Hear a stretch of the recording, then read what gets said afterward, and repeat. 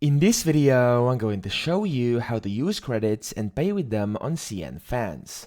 So the first thing you want to do is you want to open up your CNFans app, and once you've done this, you want to tap on account bottom right, and you want to make sure you are signed in. When you are, you will see just below your username at the top, it will say balance and then credits. Now currently I don't have any credits, but if you do have any credits, you'll be able to use them, redeem different items, and then pay with them. So over here, you just want to tap on where it says credits.